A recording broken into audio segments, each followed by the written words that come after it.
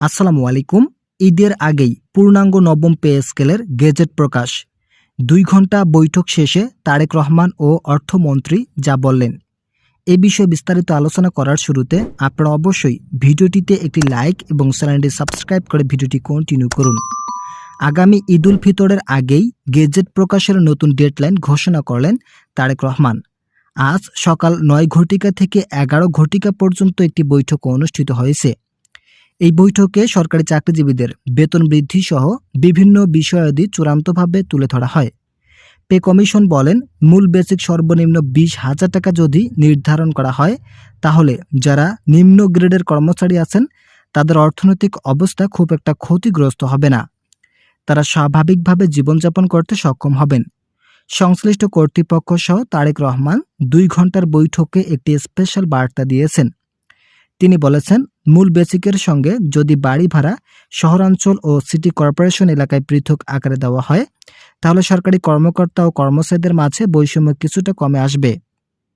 শুধুমাত্র তাদের বৈষম্যগুলো বেসিকের সঙ্গে নয়, এখানে বিভিন্ন সিদ্ধান্ত আটকে থাকায় বেতন বৃদ্ধির বিষয়টি নিয়ে অনেক জটিলতা তৈরি হচ্ছে। ইতিমধ্যেই তারেক রহমান স্পষ্ট ভাষায় বলেছেন, বাংলাদেশের ২২ লক্ষ সরকারি চাকরিজীবীদের জন্য যদি নবম পে স্কেল কার্যকর করা হয়, তাহলে তাদের অর্থনৈতিক গতি ফিরে আসবে। এতে করে দীর্ঘদিন থেকে তারা যে দাবিগুলো জানিয়ে আসছিলেন তাদের সকল দাবি পূরণ হবে। স্বরাষ্ট্রমন্ত্রী সালাউদ্দিন আহমেদ বলেন, যদি কোনোভাবেই বেতন বৃদ্ধি করতে পিছপা হয় এই সরকার, তাহলে কর্মকর্তারা খুব একটা হতাশগ্রস্ত না হলেও যারা নিম্ন গ্রেডের কর্মচারী আছেন তাদের অর্থনৈতিক অবস্থা ভেঙে পড়বে। তাই তাদের দিকগুলো বিবেচনা করে হলেও গেজেট প্রকাশ করার মাধ্যমে সরকারি চাকরিজীবীদের সকল দাবি পূরণ করার প্রতিশ্রুতি দিয়েছেন সংশ্লিষ্ট কর্তৃপক্ষ।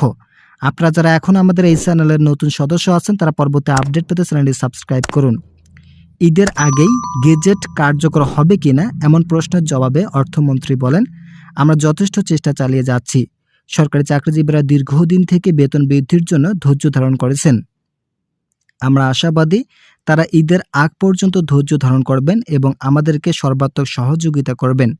আমরা এবারের নবম পে স্কেল এমনভাবে কার্যকর করতে যাচ্ছি যেখানে থাকবে না কোনো ধরনের বৈষম্য, কেননা সরকারি কর্মচারীরা অত্যন্ত কম বেতনের চাকরি করে থাকেন যা তাদের সংসার চালাতে ব্যর্থ।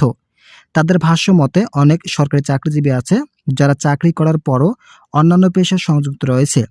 এছাড়াও কিছু অংশ সরকারি কর্মচারীরা অর্থনৈতিক টানাপোড়েনের কারণে বিভিন্ন দুর্নীতির সঙ্গে যুক্ত হয়ে যায়।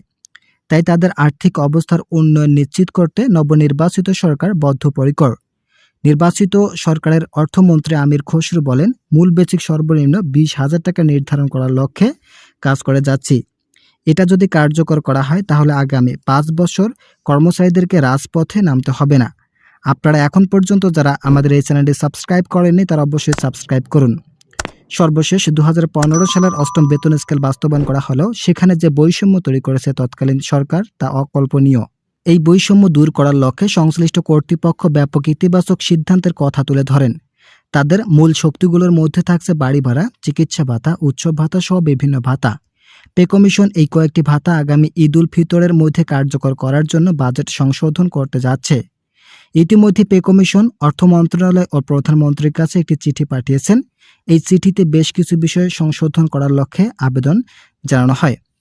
পে কমিশনের ২৫ সদস্য স্পষ্ট ভাষায় বলেন, আমাদেরকে অন্তর্বর্তীকালীন সরকার বেতন বৃদ্ধির জন্য দায়িত্ব দিয়েছিল, কিন্তু আমরা তৎকালীন সরকার সকল কার্যক্রম সম্পন্ন বা বাস্তবায়ন করা সহ খসড়া তৎকালীন প্রধান উপদেষ্টার কাছে হস্তান্তর করেছিলাম, কিন্তু তারা সেই পরিপ্রেক্ষিতে গেজেট প্রকাশ করতে ব্যর্থ হয়েছিল।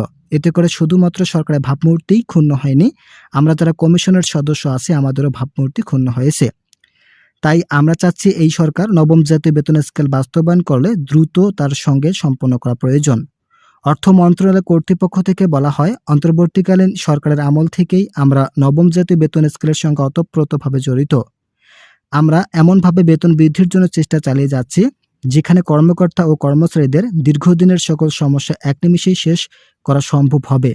নিম্ন গ্রেডের যারা কর্মচারী আছেন তাদের দিকগুলো বিবেচনায় নিয়ে এগুলো কার্যকরের নতুন রূপরেখা বাস্তবায়ন করা হবে।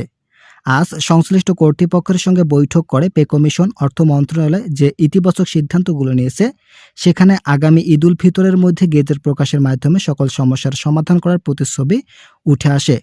ভিডিওটি শেষ করার পূর্বে আপনারা যারা এখন পর্যন্ত আমাদের এই চ্যানেলের নতুন সদস্য আছেন, তারা অবশ্যই চ্যানেলটি সাবস্ক্রাইব করে আমাদের সঙ্গেই থাকুন।